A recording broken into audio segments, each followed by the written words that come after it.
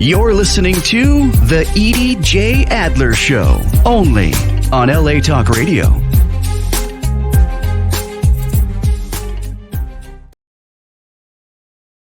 Shalom, amigos.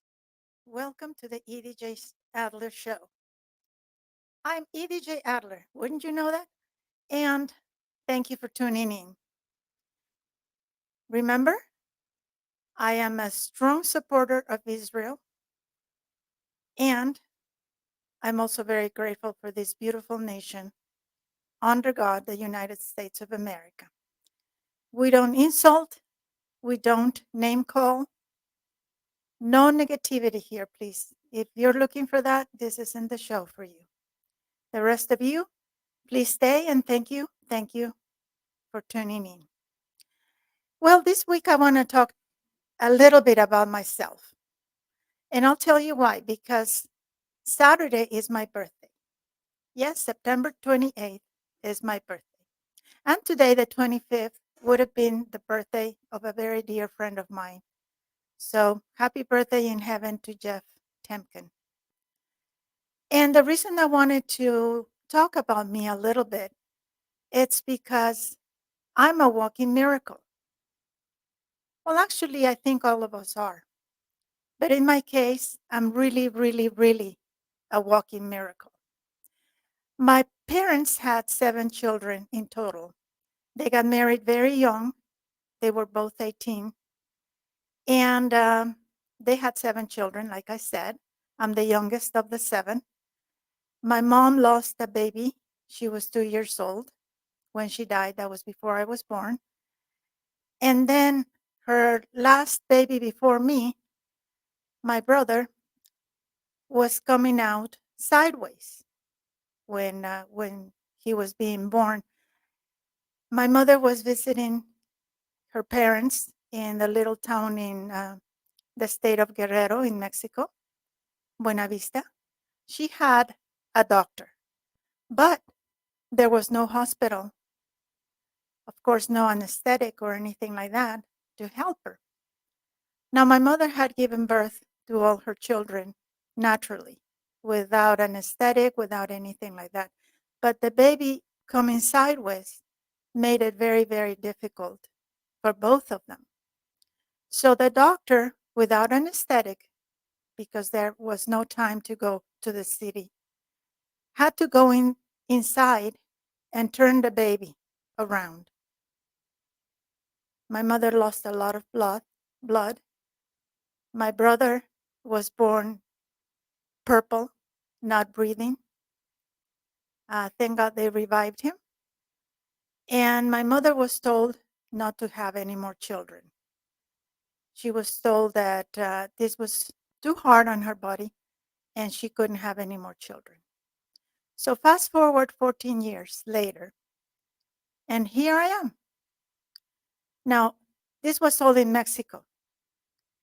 And abortion in Mexico at this time was illegal. But 2 of my mother's doctors, 2 specialists, advised her to end the pregnancy. They told her that the baby wouldn't survive and that the pregnancy would kill her, more than likely. So my parents took about 1 second to think about it, and they thought, what does the Torah says? The Torah says, choose life. So they decided to put everything in God's hands. Now, according to the Torah, my mother was allowed to end the pregnancy because her life was in danger. But her faith and my father's faith was greater than the fear of losing her life and leaving her children and her husband. So they put it in God's hands. And at 26 weeks into the pregnancy, here I am. I was extremely premature. I measured about 10 inches and I weighed less than 2 pounds. When I was born, all they did for me was put me in an incubator. No special feeding, no special treatments, just put me in an incubator. My mother had a briefcase, not a briefcase, a suitcase full of baby clothes flown to her.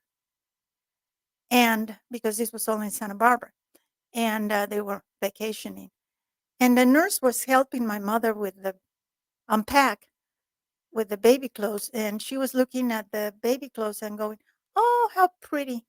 Oh, how precious. Oh, look at the little dress. Oh, it's a shame she'll never get to wear it." So my mother was upset and told her, "Why won't she wear it? She's going to grow into it." So about 6 weeks later, without any expectations on the part of my doctors for me to make it, they sent me home. They told my mother to keep me warm and comfortable and to prepare for the worst, that I probably wouldn't make it through the night that day. Well, keep me warm she did. For the next few weeks, she didn't sleep. She kept me in her arms at night. And if she needed to turn, she would turn and turn me this way. And then the whole night was like that. She wrapped me in a little fur coat that she had, and she kept me warm. Now here I am, about to celebrate another birthday on Saturday. All thanks to my parents' loving, wonderful care, Neftali and Eron Ocampo. Those are my beautiful parents. That picture was taken in 2001. And also wanted to share with you, that's one of the reasons I am against abortion. Because babies are being aborted now younger than I was. And I made it. So I'm not going to try to change your mind if you're for abortion. I'm just going to tell you, it's a baby. It's a life.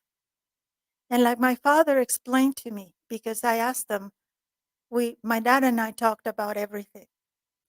And I asked him, "Daddy, if the soul doesn't enter the body until the first breath," because that's what Jews believe, that the soul enters the body with the first breath, like God gave life to the first human by breathing life into him. And my dad said, because that body has been assigned to a soul. A soul is waiting to be born. And if you stop that pregnancy, if you don't give that soul a chance to live, that's why. So unless the mother's life is in danger, incest, rape, but even in those cases, I would hope that you would consider giving the baby up for adoption, because there are many people who would love to have a baby and they can't. If you're considering an abortion, just take a couple of days. Don't do it just now. Please just take a couple of days and think about your decision and think about me. It would have been totally, totally justified to not let me be born. But look at me. I'm healthy. I have lived a good life. I'm happy. I have a good, great husband. I have good siblings. Only 4 of us are left of the 7. And I took care of my parents when they suffered from Alzheimer's. That's not why they had me, because nobody knew that they were going to get Alzheimer's later in life.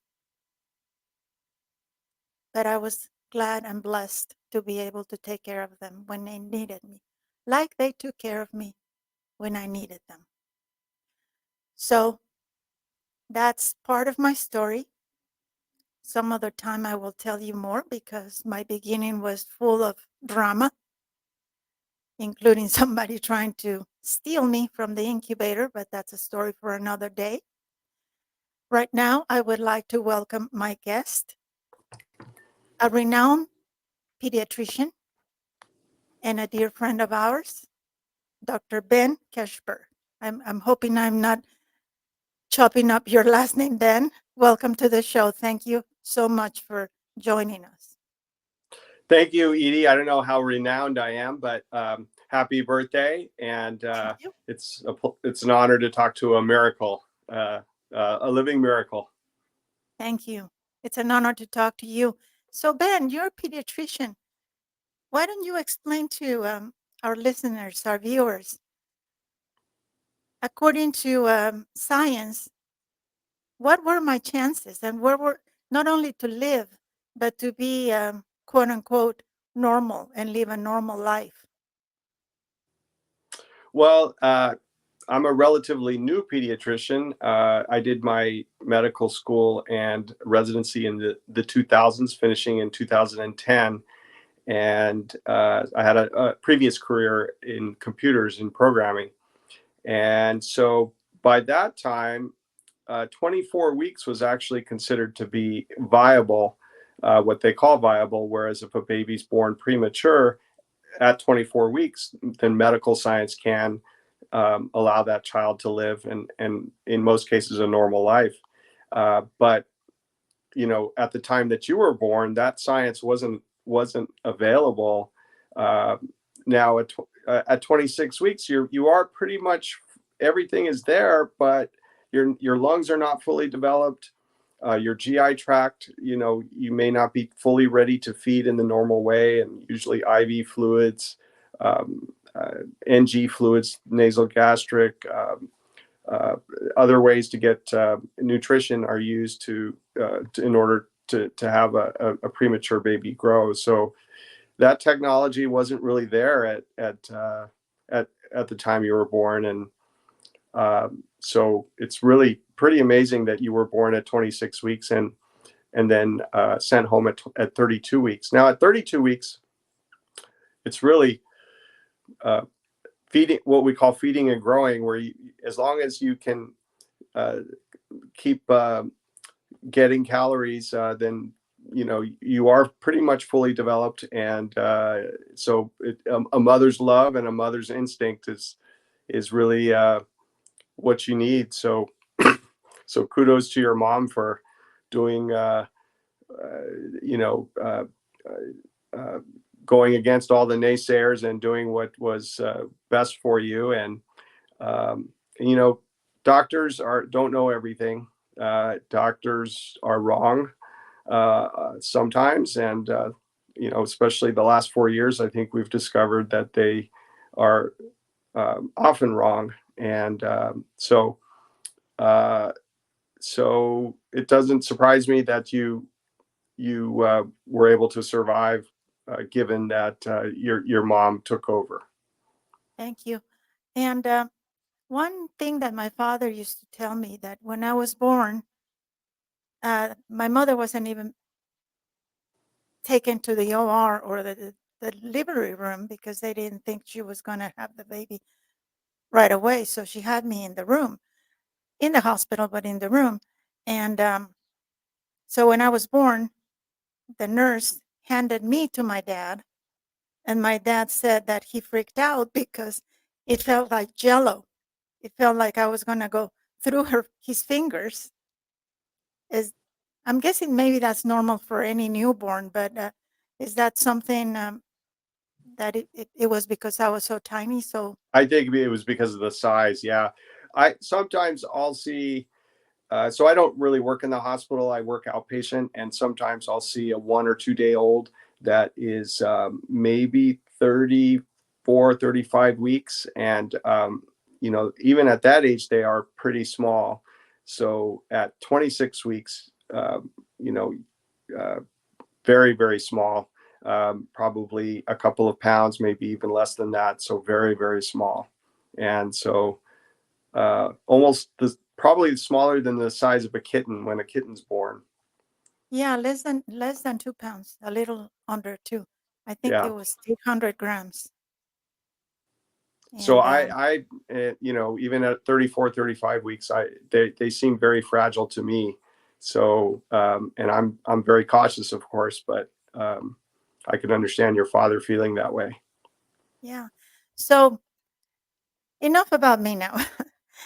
Let's talk about you. You have a fascinating career life. Like you said, you were into computers, which only affirms your intelligence, how smart you are.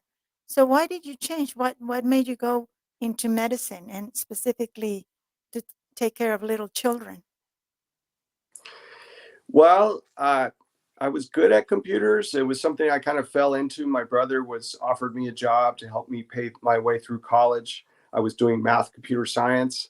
I love math. I love numbers. I love problem solving. But at a certain level, when you get to a certain level in mathematics, it becomes very theoretical and deltas and epsilons, and it was over my head. And I knew that I wasn't going to go any farther in mathematics. Uh, so I ended up staying in programming and just, it kind of paid the bills. And eventually I did make a pretty good living at it. Uh, I was good at it, but I wasn't passionate about it. And I started doing some volunteering, like recordings for the blind and dyslexic, donating my platelets, things like that. And my dad was a very altruistic person, and he kind of gave me a kick in the butt, and other people too that had an influence on me. My little brother, who was in the military trying to save his marriage and everything, and he tried to get into medical school, even though he wasn't much of his science wasn't his strength, and but yet he tried. It didn't work out for him. He ended up going into finance, which was better suited to him. But it just put the idea in my head: hey, he is trying to change his career and go into medicine. Why can't I do that? And then I dated somebody who was applying to medical school, and that relationship didn't work out. But again, it put the thought in my head. I was thinking about it at that time. I thought about going to be a math teacher, and then medicine. So those were my two choices. But I thought, based on my personality, I'm kind of more calm and introverted, that working with people one-on-one, one-on-two, one-on-three in pediatrics would be easier for me than one-on-30 or 25 in a math class. But I knew it was going to be 10 years going down the road if I changed my career. I had to go back to do pre-med, which I did at Santa Monica College, a great school, by the way. I think I got a better education there than at UCLA. And then, 4 years of medical school, Sackler School of Medicine in Tel Aviv, Israel, and then my residency at CHLA, Children's Hospital, Los Angeles. So I knew that once I started down that path, it was going to be 10 years. So I sat on the fence for 4 years. And finally, I made the decision to go into medicine. And it did take 10 years, but I'm very happy I did. So I got into medical school. I started at 34, was 37 when I went into medical school. And I wasn't the oldest medical student. I was in my class, but I encountered other medical students that were older. There were a lot that were sort of had done other things for a few years, a lot in their late 20s or early 30s. And then 44 by the time I finished residency. So it was a challenge. Definitely, there's a reason why people go to medical school right after college, because you have the stamina, you have the energy. I did not have that. And, my colleagues helped me out. There were all-nighters at CHLA, and, you're just kind of delirious trying to put two words together. And, of course, the nurses run the hospitals anyway. They're the ones who really do all the work and really taking care of patients. So and you have attending physicians and so on. So there's a good support system when you're a resident. But I got a great education there. And so, yeah, I've been doing pediatrics now for about 14 years. And I enjoy it. It's stressful at times. I see a lot of patients.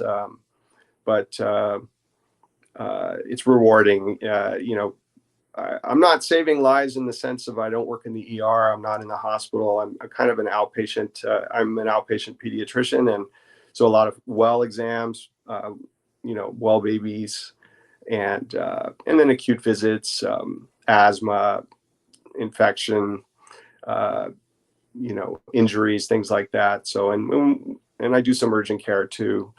Uh, so, but mostly everybody's healthy, and I just have to have my radar up. I got good training in medical school and residency, so and I've developed clinical skills to where I can pick up things. I'm pretty good at my sense of perception. So reading the room, reading the parents when I walk into the room, and even just walking into the room, knowing is this a sick patient or not? I mean, in terms of is this someone who needs a workup, someone who needs to go to the ER, someone who needs to be hospitalized. So you develop those skills over time, and it's rewarding. I mean, people are very appreciative, and even though I'm not necessarily saving lives, in the end, I'm providing a good service for my patients, and they appreciate me. Yeah. So Why pediatrics of all the specialties? Why not cardiology or I don't know, geriatric? Go the other way. Why pediatrics? Well, I have lots of nieces and nephews. I didn't end up having kids of my own. I'm happily married a second time, and we don't have kids. We're probably not going to. But I have a lot of nieces and nephews, and always related well with them. I think I have a childlike disposition. I like to joke around with kids, and in fact, that's my way of sort of dealing with the monotony of every job has monotony, and you see a thousand ear infections, it can be monotonous, but uh, joking with the patients, telling jokes, and uh, I think they can sense my calmness, and they feel more comfortable around me. I think kids it's an optimistic profession. I couldn't handle geriatrics, and I give kudos, and I admire those doctors who can do that. Adult medicine actually, to me, is a little bit more depressing because adults are usually sicker, lots of medications, and chronic disease. I mean, we're starting to see that in kids too, uh, but most kids generally are not on a bunch of medications, and generally speaking, outside of the obesity, which I'm trying to help work on, generally kids get better, they're resilient, and so it's a very positive, uplifting profession. And then lastly, I was kind of paying attention during my rotations in medical school, because I wasn't convinced on pediatrics, I was leaning towards it, but which doctors, how they treated the nurses, the medical students, the patients, and so on. And pediatricians by far were the nicest, the least stressed out, and treated everybody well. And so I took that to heart as well. And so once I had my pediatric rotation at Schneider's in Israel, I was pretty much convinced that that's where I was going. Very nice. Yeah, I got very lucky with my parents because she wasn't necessary. She was a general practitioner, a very dear friend of mine, Lisa Lifshitz. She took care of my parents and she sent them to the different specialists, but she was the one that was really overseeing everything. And she was fantastic. She was at Cedar Sinai, another Mexican Jew like me, and she treated my parents like they were her family. Unfortunately, we lost her a few years ago to cancer. But I got very lucky with her because my parents, they were very strong, and they exercised every day. And but when they got older, they started getting all kinds of problems, and then finally Alzheimer's. But having Elisa as their doctor was a blessing. So yeah, what you say about working with children, that makes a lot of sense. I love children. I couldn't have any, but I love children. And if I had any, you'd be their doctor. Oh, well, thank you. You have such a nice, calming personality. I, as you know, I suffer from anxiety, and when I was dealing with some health issues, even though you specialize in children, I took the liberty of sometimes coming to you for advice, and just talking to you made me feel better. Always, always. You're so kind and so centered. Whatever I was feeling, whatever fear I had, sometimes I didn't want to talk to you because I didn't want to bother you. But talking to you always made me feel better, and that's just your personality. And I'm glad that you decided to go into medicine, and I'm glad for all the children that you've treated that you went into pediatrics, because I'm sure that you're so kind that you think everybody else is like you. But not everybody. Not everybody has the patience. Not everybody has the bedside manner, and not everybody has the kindness and the empathy to treat children, especially when children are going to the doctor. They get scared because they don't know what's going to happen. They get Hmm. a shot or whatever, and they get scared. And I'm sure that with you it's different. I'm sure that you reassure them, and they're not as afraid of you as I was of my doctor when I was little. Well, thank you. I do what I can to try to minimize the anxiety when I walk into the room. I try to sit down as soon as I can because I am relatively tall. I mean, I'm not super tall. I'm just under 6 foot, but compared to a 4-year-old, I'm tall. And Yes.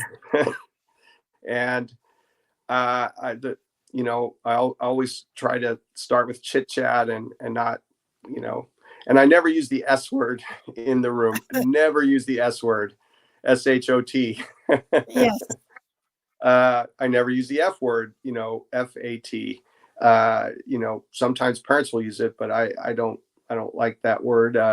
And we talk about more in a scientific way, the weight growing faster than the height type of thing. But I try to have young toddlers in the parent's lap when I examine them. It's easier because they're afraid of the bench and they don't want to be laying down on the bench. It scares them. And so little things, and the joke telling, as I mentioned, just kind of helps, uh, you know, distract them until the visit's over. So Right. That's very good. Before we continue, do you and Laura have any pets? we do. We have a cat, Rascal, and we had her sister. We had to put down a couple of years ago, but Rascal, 17 years old. She has chronic kidney disease at stage 3 now. We have to give her fluids once a week, in subcutaneous fluids. I never thought I'd be giving fluids to a cat, but she's tough. She's resilient. She's very affectionate. She's got a really a good spirit, and she's she loves to lay in my crook at night, and she likes chin rubs. She's kind of like a dog almost in that sense. Yeah. And I had a cat so that I had to do fluids to also, and he also had cancer, and it was the hardest thing for me to do that, to put the fluids into him. But had to be done, and I did it. And the reason I asked you about pets is because every week we feature a pet who is looking for a home. Now, let me tell you something, my dear friends. If you've seen the show at least once, you know how I feel about people who return pets to the shelter. There's a difference between ignorance and sheer indifference and apathy, no matter how you look at it. This is a very sweet dog, and she has been disgracefully failed by everyone. Bella is only 7 pounds. She's been thrashed, but she's still beautiful Maltese mix. And even though she's 10 years old, she's still unspayed. She's on blue alert at the East Valley Animal Shelter, which is a high-kill shelter in Los Angeles. This is the second time that she has been owner dumped. Come on, people. Where's your heart? Bella was a medical owner surrender back in January and was quickly adopted. The shelter counseled the adopter about spaying her and to see the vet about Bella's unusual bruising on the neck and shoulders. Her grade 5-6 systolic heart murmur and her moderate dental disease. The adopter was supposed to have everything checked out and return proof of veterinary care by February. I'm really surprised that the shelter let her go without having these issues looked at. So instead, friendly Bella is back at the shelter and practically unrecognizable from the beautiful dog who left 8 months ago. Her dental disease has progressed to severe periodontal disease. Bella has a thinning coat, hardly any hair left in some areas, and has lost weight. She still has the heart murmur. The notes say that she might still have or has developed new bruising on the neck and shoulders. On top of endocrinology disorders, Bella should be worked up to check her platelets and for clotting disorders. I know this all sounds like too much, but aren't all our beloved seniors worthy of compassion and love? When I say Bella has not only been failed, I mean it. She has been betrayed by everybody, including the shelter. The adopter's daughter stated that her parents were going into a nursing home and that's why she had to give up Bella. I'm sorry for them. That's too bad. But please, people, do not adopt if you can't or won't take good and responsible guardianship of the animal for the rest of his or her life. And if you are an older citizen and you're not in good health, don't adopt a dog or a cat that needs special care. Don't do that. Don't be selfish, okay? I know they're good companions. I know they bring lots of joy and love. But if you think you're not going to be able to take care of them, don't be selfish and please get a teddy bear. With that said, let's go back to someone who is obviously not abandoning their beloved cat, my dear friend Ben, Dr. Ben. Let's go back to you, my dear friend. So when you were in your internship, do you remember any difficult cases that you handled? Anything that maybe you even prayed for guidance? To be honest, I wasn't as religious back then. I've become more religious in the last 9 years or so. So I wasn't doing a lot of praying. Children's Hospital, Los Angeles. I mean, they send the sickest of the sick go there, and I do remember one rotation in the PICU, the Pediatric Intensive Care Unit. I mean, that's where the hardest cases go, and it's sort of where the kids go either they get better and they go home, or they pass away. And I remember one 4-week rotation, 8 of our patients passed away, and that was really hard. 4 of them were my patients, or at least I was assigned to them, and I mean, there was nothing that could be done for these patients, and some of them born with like congenital kidney issues, and there was a 7-year-old, I think, that had a spontaneous brain bleed, and And there were really, really hard cases. And I think I was impressed with the nurses in the PICU who just handled each situation, each death with dignity, and the way they treated the family. And I think as a medical student, I think there was one case that really hit me. I remember as an Armenian family that the mom unfortunately didn't. The baby had a fever. A fever in a newborn is considered to be an emergency because they don't have a mature immune system, and the infection can cross the blood-brain barrier. You can get meningitis, and the newborn can die very quickly. So I remember I was a fourth-year medical student doing a rotation, and the mom didn't want to do the lumbar puncture, and she waited, and she refused it initially, and then 24 hours later she did do it. And the baby ended up having bacterial meningitis. And I remember the parents coming to me, telling me, they were calling me doctor. I was not a doctor yet. And they were calling me, doctor, what should we do, doctor? Can you help us, doctor? Help our baby, doctor. And I kind of stepped back because I wasn't ready for that responsibility. And unfortunately, that baby ended up passing away. And that's kind of when it hit me, like, wow, I'm really heading into a job of major responsibility, and I really have to focus and do the best I can. And so that really struck me. That patient, I'll always remember that. And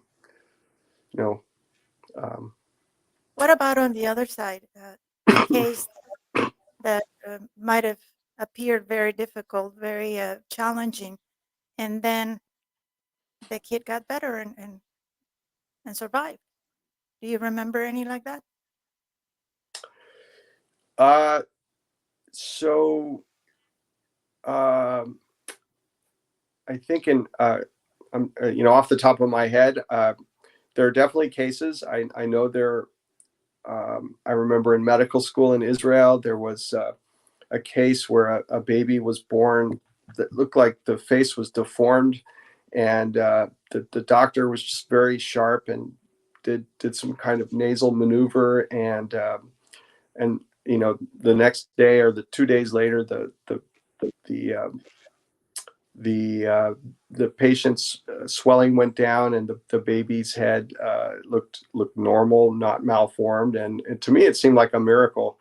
And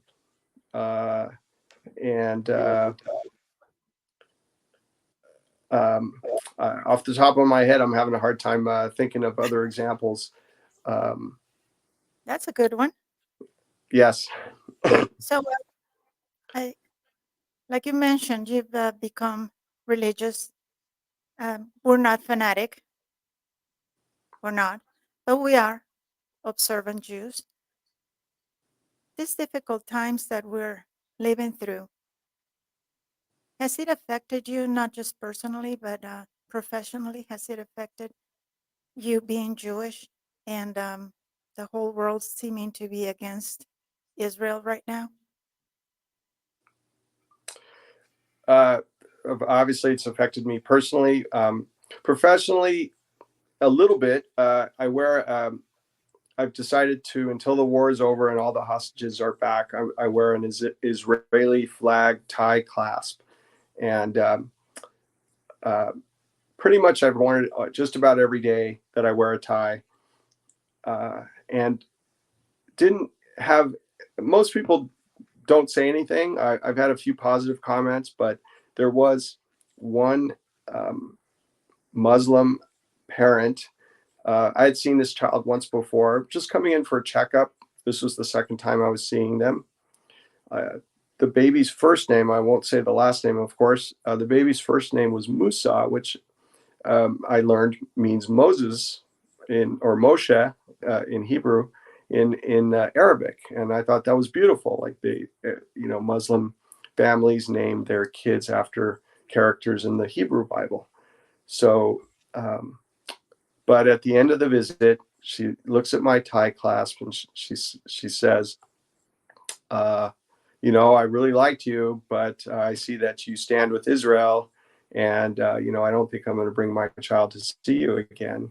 And I said, well, that's too bad. And, I'm able to walk and chew gum at the same time. I can be, for Palestinian rights and for, um, eventually a Palestinian state, should there actually be someone, Palestinians that can be negotiated with that are not terrorists.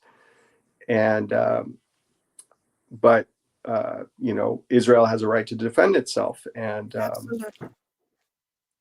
so anyway, I said that the IDF doesn't target civilians, that the Hamas hides amongst civilians, and so I had mentioned about all the Israelis that were killed, and she said, well, what about all the Palestinians that were killed? And so we were talking about that, and then at the end she said, the IDF does target civilians. You need to get new news sources. And then I walked out of the room. So I haven't seen her again with her child. But overall, I think I've had positive responses, usually from Christians.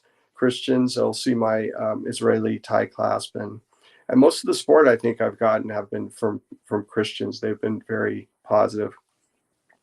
I was fortunate, Laura and I were fortunate enough, my wife Laura, to see Douglas Murray Monday night at the Wiltern, and he's just been such a strong supporter of Israel and Jews. And it's amazing how it's non-Jews who are the biggest supporters of Israel right now.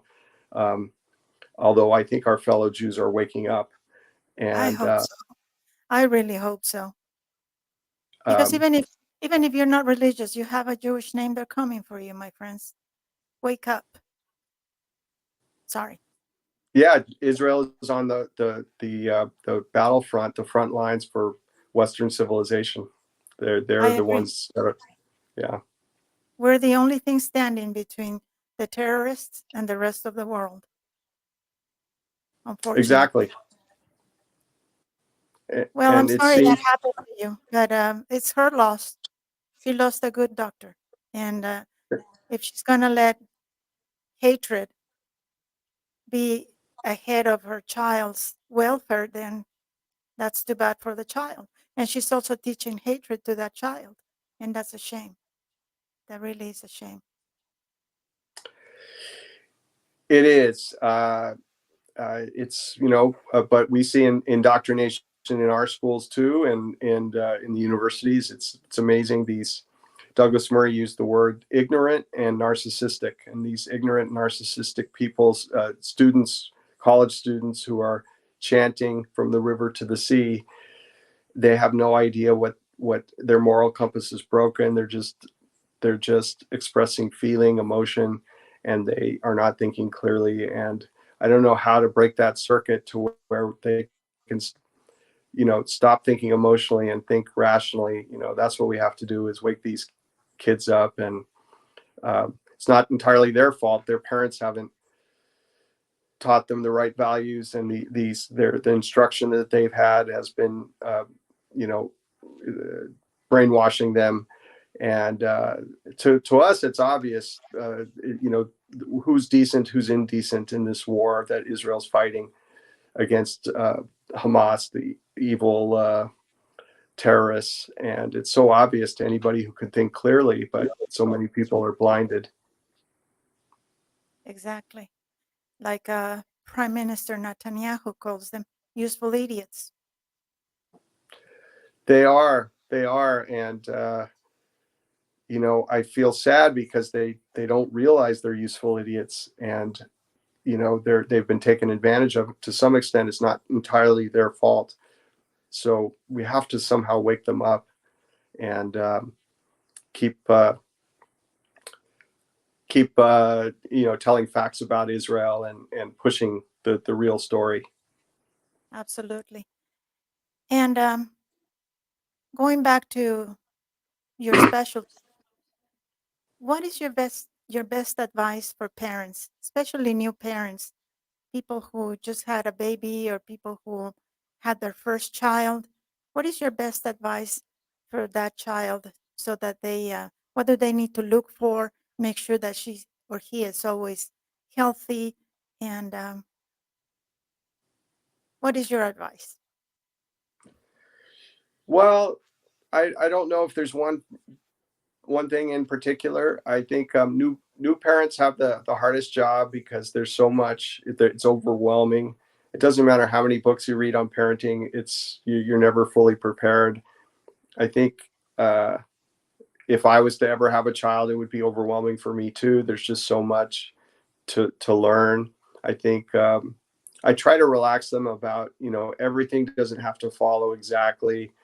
You don't have to have them on a set schedule of feeding every 2 hours. We do worry the first week of life. We want to make sure. A lot of times it takes a while for breast milk to come in, and a newborn can lose weight the first week of life. They can lose a lot of weight, so we want to make sure that doesn't happen. But once they get past the first week, you know, it's usually pretty smooth sailing, and Mother Nature kind of takes over, and mom takes over, and maternal instincts kick in, and so I think I try to calm them. I remember actually a couple that are same-sex couple, two women who had a baby, and they were so freaking out about it, and they had lots of questions, and they didn't.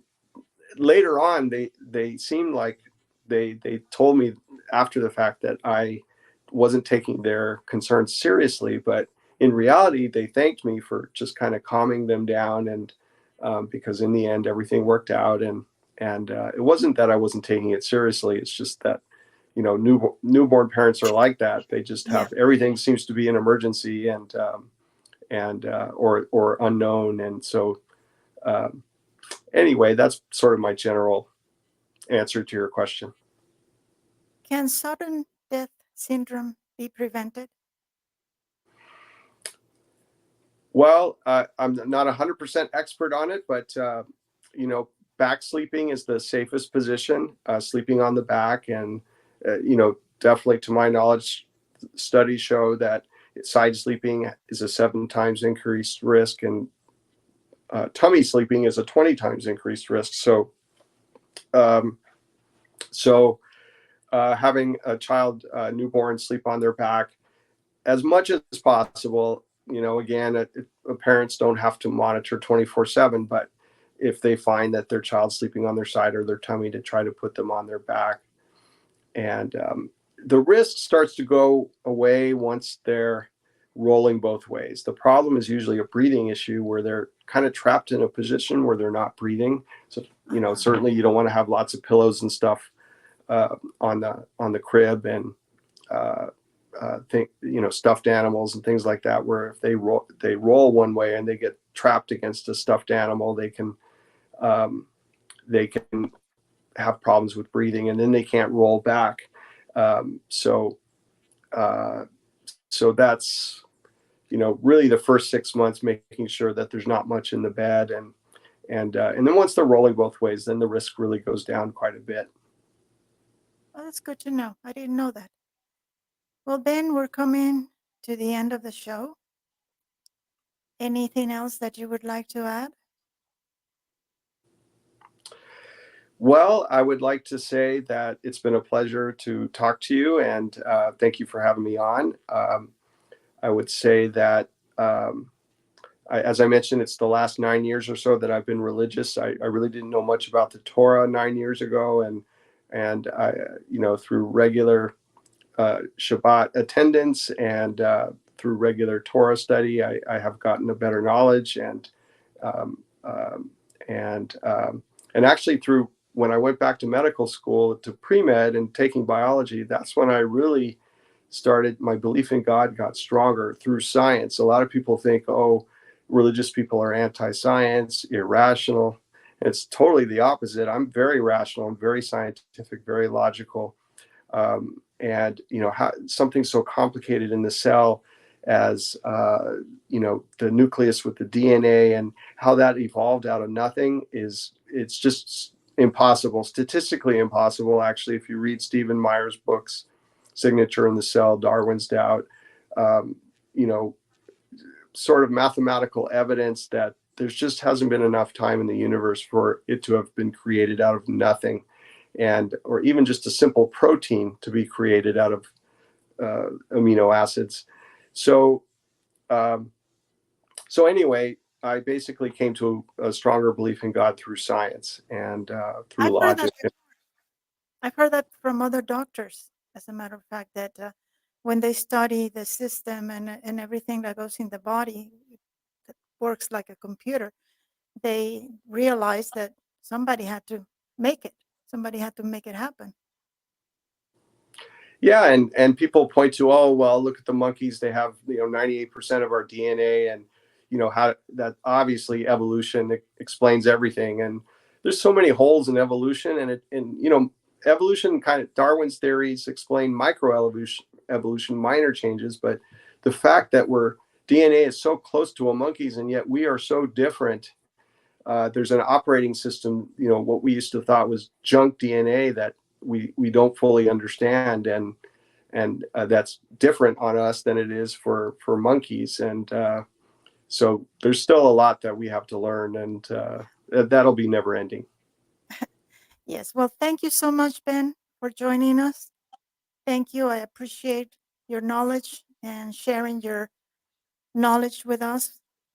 And it's a pleasure having you. Please give my love to your beautiful, beautiful wife. And we'll see you soon. Thank you, Edie. Happy birthday. Say hi to Neil, and I'll see you Saturday. Thank you. My dear friends, thank you for tuning in to the EJA Adler Show. Next week, I won't be here because it's Rosh Hashanah. And like I said, I'm an observant Jew, so I'll be at temple. Thank you for watching. I'm EJA Adler. Remember to always, always be grateful.